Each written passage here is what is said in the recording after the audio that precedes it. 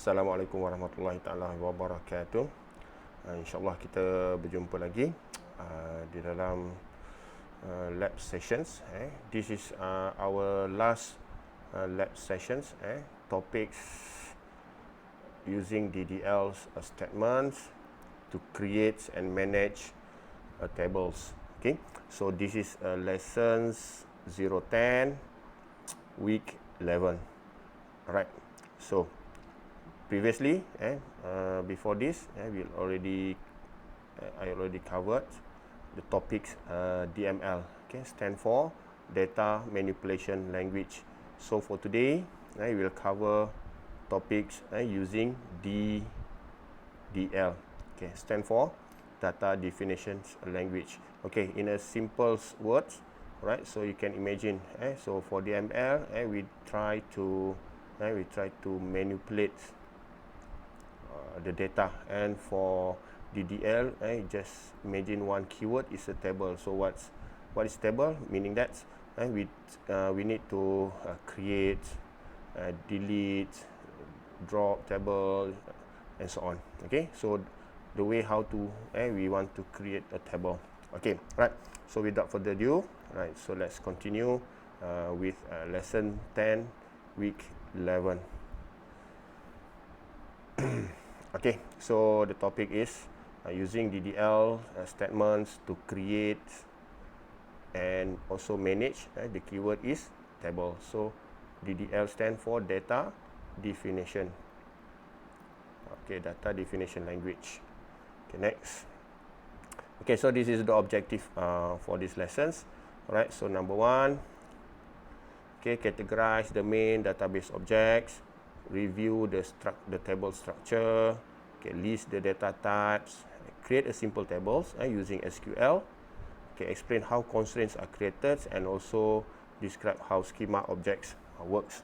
Okay, so let's move to the next slides. Okay, so before this, I will already cover these topics like I mentioned earlier. Data manipulations language, that is DML. Okay, so DML frequently, basically usually we are using selects, inserts, update, deletes, and merge. Alright, so when we talk about DML, okay, so you all can imagine these keywords. Okay, but then for these topics, so for these topics, we are the lesson is for Data Definition Language, DDLs. Okay, so in this topic, usually we are using the keywords creates, alter, drops, rename, truncates, and also comment. Okay, so if let's say you all see here drop and delete. Drop and delete looks like same things. So try to delete the data, delete the table. Okay, but they are using the different names. For DML, they are using deletes. For DDL, they are using drop. Okay, and the next one is grant, revoke in data control language, and commit, rollback, and also save point in the transactions control. Okay, next.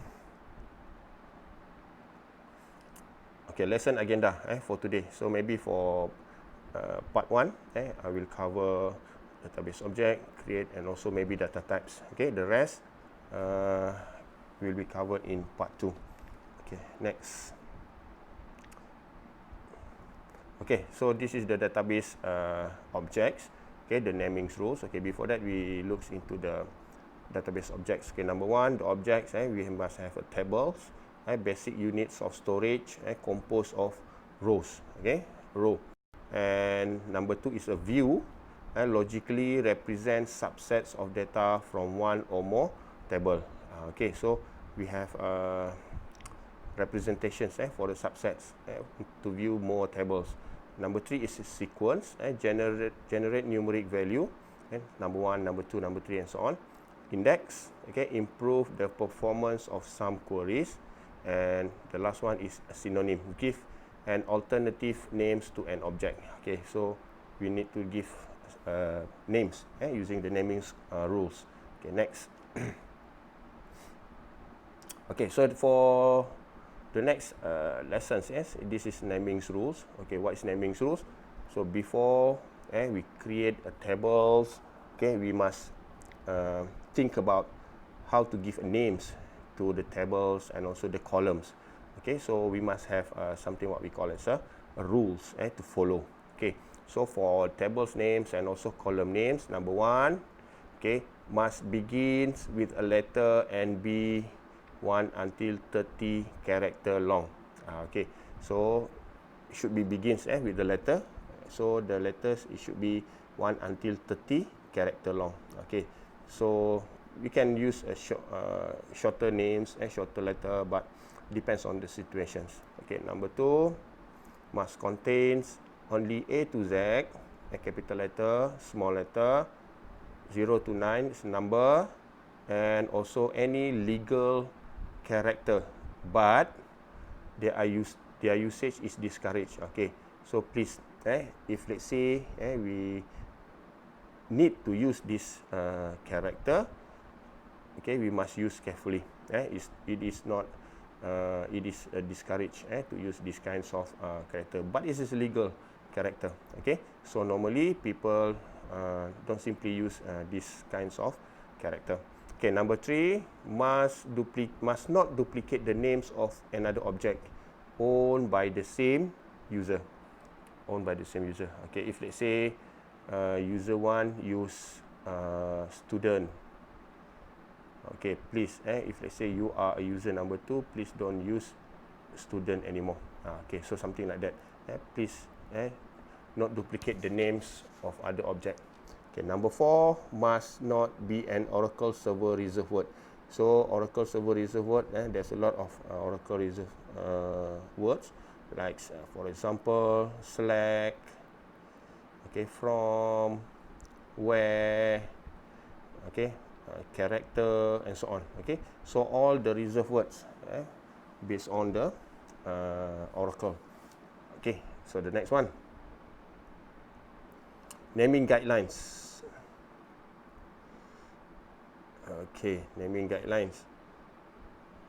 Use descriptive names for tables and other database object. Descriptive means we need to describe. Name that we can describe. Descriptive names. Okay, names are not case sensitive. Okay, so please bear in mind. If let's say you are using employees all capital letter or mix with capital and small letter, let's say for example something like this and something like this, is going to be the same. It is treated to be the same names. Okay, and however, quoted identifier are case sensitive. Quote means if let's say you put in single quotations or double quotations, please bear in mind. Okay, whatever you put in the quotes is a case sensitive. Okay, next. Okay, create tables, access and other user tables, and also default options. Okay, to create a table statement, to create tables, to create object must be, you must have a privilege to use create tables. Okay, so and a storage area where you need to store your data. Okay, so this is the statement for create tables. Okay, create tables, the names of the table, column, data types, maybe it got a default or not, and also the size, the column size. Okay, so you must specify. Number one is a table name here, table name, and the next one is a column name. This is column name, column data type, and column size. Okay, so you must have these three items. Okay, so the database administrator DBA uses data control language DCL statement to grant privilege to user. Okay, if let's say you are a database administrator, okay, we need to use the data control. Okay, so data control is in the previous slides. Okay, next.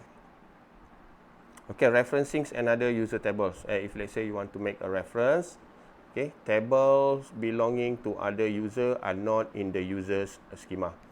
You should use the owner's names as a prefix to those tables. Okay, so if let's say you want to use other tables, other user tables, you need to use their own names as a prefix. Let's say for example, this is user A, okay, this is user B, okay, the schema is user A and also user B. If let's say you want to use schema from user A, you must specific the names of the tables based on the user's name. So this is user A and this is user B. You must use the owner's names. You must use the owner's name as a prefix to those tables. Okay, so this is just an example. If let's say we want to calibrate the tables or the schema. Okay, next, a schema. Okay, what is a schema? A schema is a collection of logical structure or data or schema object. Okay, a collection of logical structure. So before this, we already learned about ERD, normalizations, all the logical, the physicals, data, and so on. Okay, so based on the schema. A schema is owned by a database user and has the names as that user. If let's say this is user A, we use a schema based on this username, user A. Okay, this is user B and the schema is based on user B. Okay, each user owns a single schema. Okay, each user owns a single schema. Okay, next. Okay, default option. Alright. What is default option? Okay, number one, specify a default value for a column during an insert. So if let's say you want to insert something in your table, in the column, okay, we sometimes need to specify the default value. Okay, so what is the default value? Default value options prevents null value from entering the column. Okay, to make sure, and why we use a default value? To make sure that there is data in our table.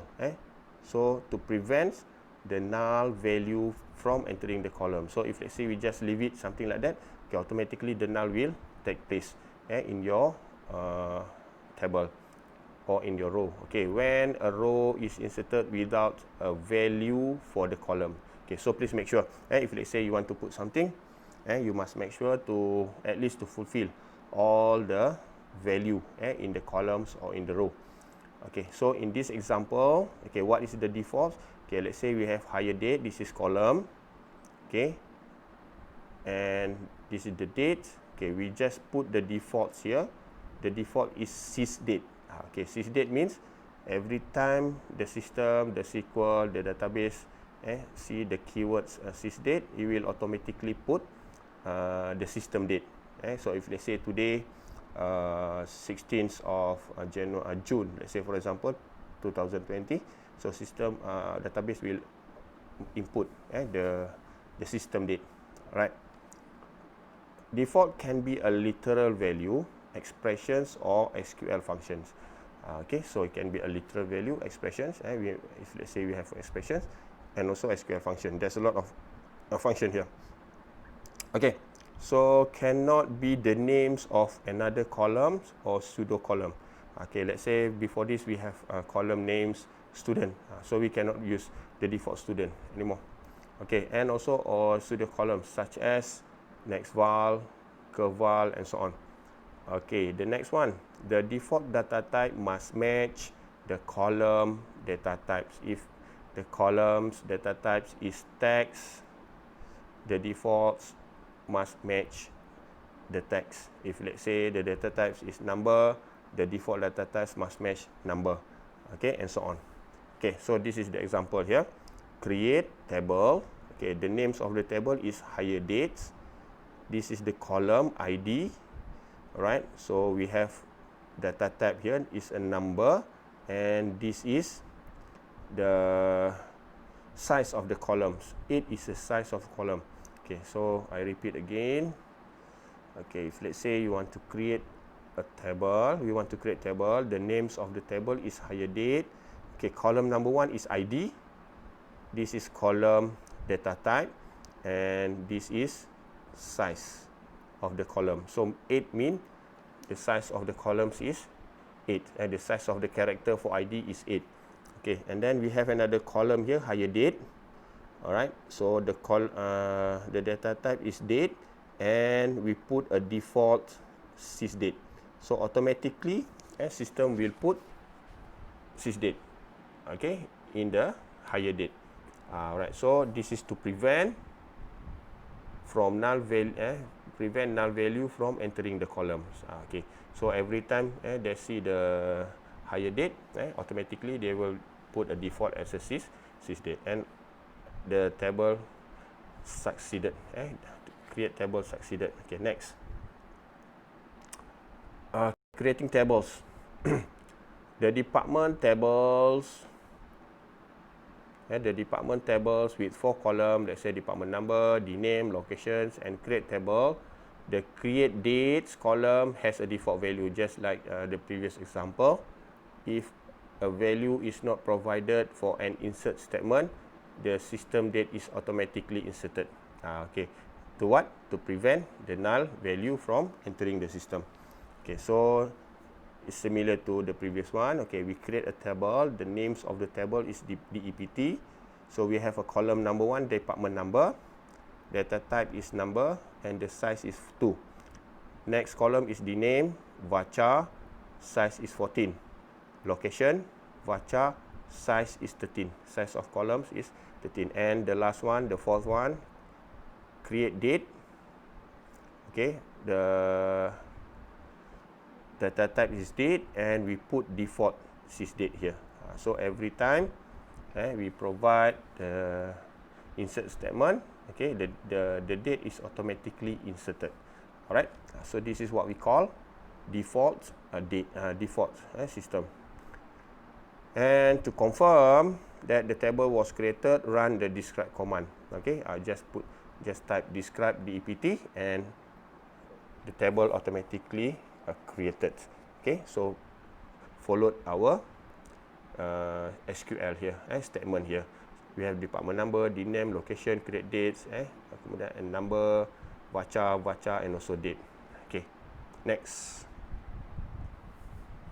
Okay, the next lesson is data types. Okay, so we need to know the data types. Okay, so when you identify a column for a table, you need to provide a data types. Previously, based on the previous lessons, we already talked about 3 main data types: character, number, and also date. Okay, like I mentioned earlier, that is not the only data type that we have. So there are others.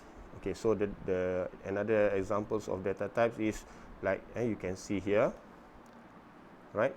So varchar, char, number, date, long, clob, row, blob, bfile, row ID, and so on.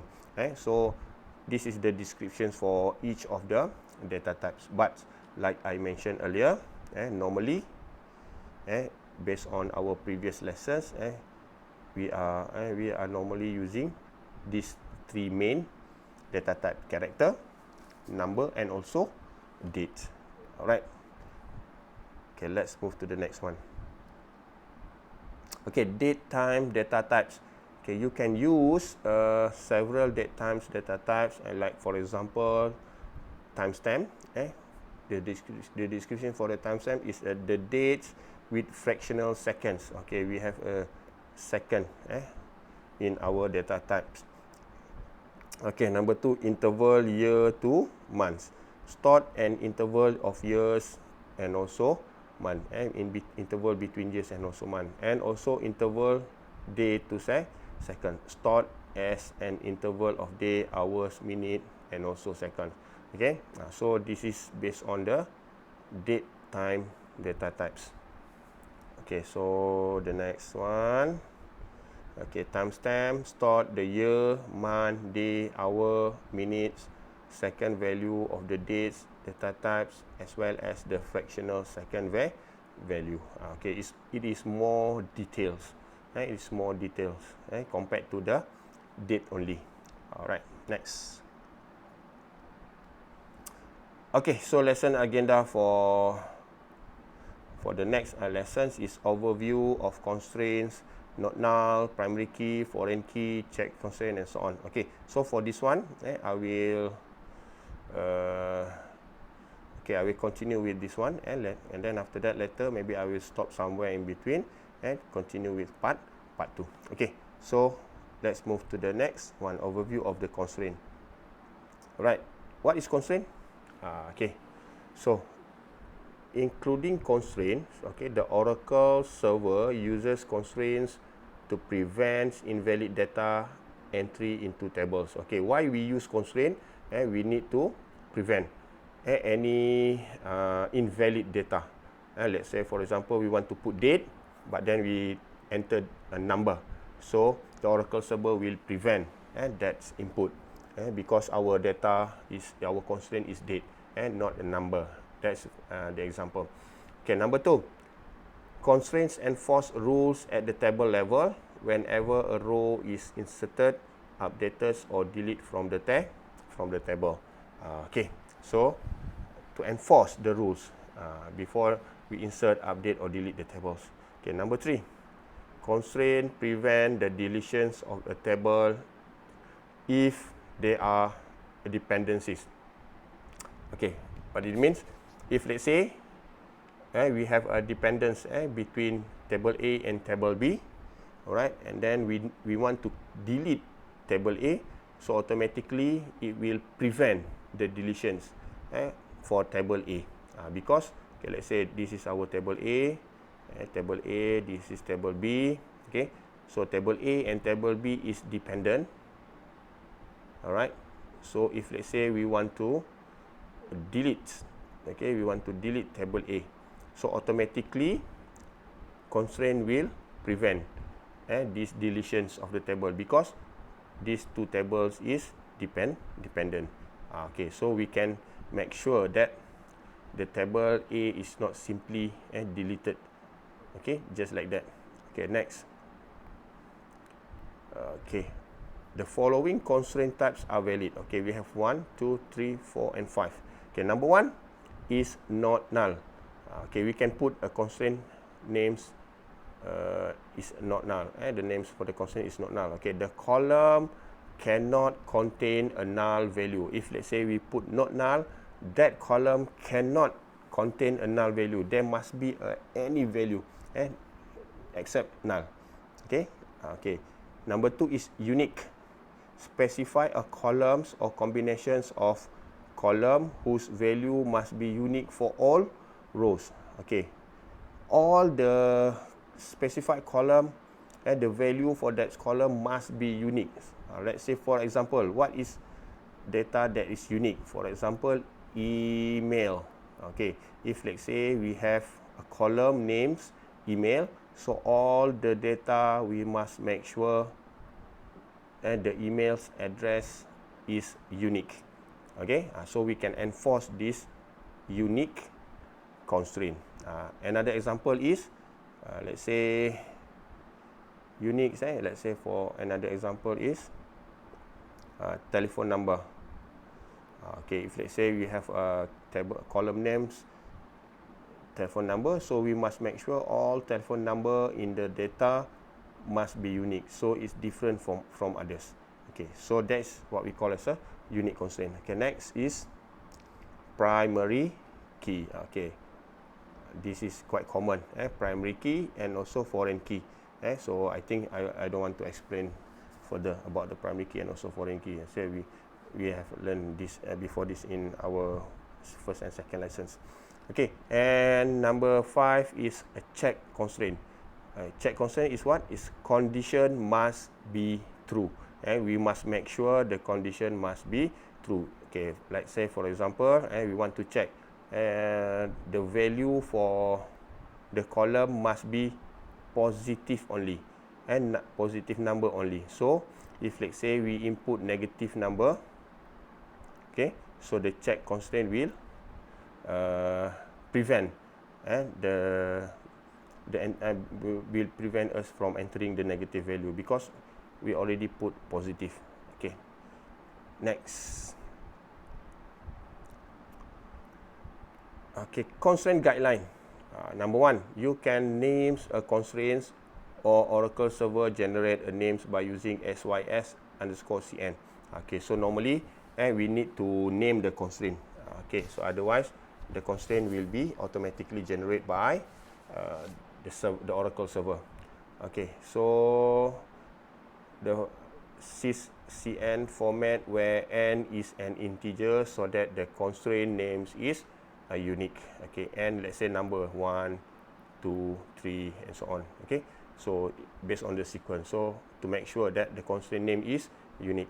Okay, number 2, constraints are easy to reference if you give them a meaningful names. Okay, give a meaningful name for your constraint.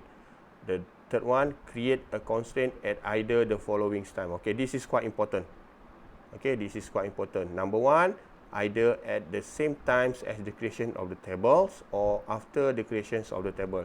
Okay, examples in our next slides. Okay, I will explain later in our next slides. Defines the constraint at a column level or table level. Okay, we have two things here. Either we can define the constraint in the column or table level. Okay, this is also I will explain later in the next slides. And also we can view a constraint in the data dictionary. Okay, so the descriptions of the tables. Okay, all right. Next. Okay, so we can define the constraint here. Okay, we can define the constraint. How to defining the constraint? Okay, number one, okay, we can create a table based on, okay, this is how we create the tables. Okay, it's already explained in the previous slides. Okay, the main important things in this lessons is, okay, number one, we can create or define the column at the constraint at the column level. Number two, we can define the constraint in the table level. Okay, let's say for example for the column level, we can use something like this: column, constraint name, and we can create our own constraint names and constraint types. Okay, then for the table level, this is the constraint, whatever names we put, constraint types, and the column where the constraints where we want to put the constraints. Okay, okay, so let's move to the example. Okay, we see the example for these two item, column and also table. Okay, next. Okay, for this, so this is the example. Okay, number one, if let's say you want to define the constraints at a column level. Okay, at a column level, what this mean? Okay, number one, like usual, we create a table, give that table's names. Let's say for this example, the names is employees, and we have column number one is employee ID, data type is number, and the size of the column is 6. And for column level constraint, immediately after that column, okay, immediately after that column, we can put the constraint. Let's say employee ID, for this column, we want to create a primary key for employee ID. So we put constraint employee EMP IDPK. This is the names of the constraint. Okay, we can put any names as long as it follow the naming rules. And what types of constraint that we want to enforce to this employee ID? The constraint is primary key. Okay, so this constraint, okay, we put immediately after the constraint that the column that we define in the create table. Okay, so if we are in these situations, okay, this is what we call column level. So meaning that immediately after we define the column, if let's say that column we want to put a constraint, and we just followed by the constraint name. So we need to define the constraint immediately after that column. Okay, after we create that columns. Okay, so that is number one. Number two, example for table level constraint. Okay, what it means by table level? Okay, number one is we still create tables. The names of the table is employees, and after that we create column number one, name is employee ID, data types is number, and the size is 6, and followed by the second column, first name, varchar 20 size, and followed by others until we finish. The last column is job ID, and the last column is job ID, and the column data types is varchar, column size is 10, and we put not null here to make sure that the job ID cannot leave any cannot put null number. Okay, and if let's say we put a table level constraint, the constraint we will define at the last after the last column name. Okay, our last column name is job ID, so we put the constraint after job ID. So in this example, let's say constraint name, this is the constraint name, emp id pk. So we want to put this constraint as a primary key. Alright, so primary key, and for which column? So the column that we want to put for this constraint is employee ID. So this one. Okay, so this one, because of we put the constraint at the table level, at the last statement after our last column, so we need to identify the column for which column that we need to put the constraint. Okay, so compared to the first one, after we create the column employee ID, then we straightforward enforce the constraint. Okay, the difference is here. Okay, here we need to put employee ID. For this one, no need. Why? Because we are just after the column names employee ID, so we no need to put the employee ID here, okay, to identify the column. Okay, so hopefully you can understand this example. Alright, so it's up to you all which one you prefer. So either at the we want to put the constraint at the column levels or at the table level, but both we need to define the constraint. Okay, the constraint is going to be the same, both is primary key. So the difference is one is after that column, and the second one is after the last column we create in the table, in the create table. Okay, next. Okay, not null. Okay, ensure that not null value are not permitted for the column. Okay, so for this example, okay, so for employee ID here, okay, we enforce a not null constraint. So primary key enforce a not null constraint. When we put primary key automatically enforce not null. Like we understand before this, primary key is unique. When we talk about unique, number one, we must make sure that it's unique. There is no redundant. Number two, each of the columns or each of the rows must have a value. So that's why we need to enforce not null. Okay, and this is also not null constraint. So for last name, email, and also hire date, just to make sure all the data is inserted. Okay, make sure the data is there. Okay, the next one is absence of not null constraint. Any row can contain a null value for this column. So if let's say you want to put null here, okay, please make sure do not put not null. Do not put not null. Okay, you just leave it. Meaning that is absent of the not null. We don't need don't have to put any constraint here. But be careful, if let's say we are not putting any constraint, the row can contain any row can contain a null value for this for this column. So please be careful. Right. So we must make sure. So that's why as a database administrator, we need to make sure that's all the rules must be fulfilled. Okay. Next. Okay, unique constraint. Okay, I think for this one, I will stop here. Okay, not null, unique. Okay, I will stop here for part 1. Alright, I will continue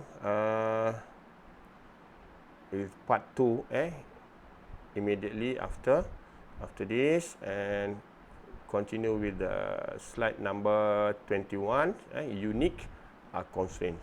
So I think with that, thank you for listening for this part 1, lesson 010, week 11. So with that, thank you very much. Assalamualaikum. See you in part 2.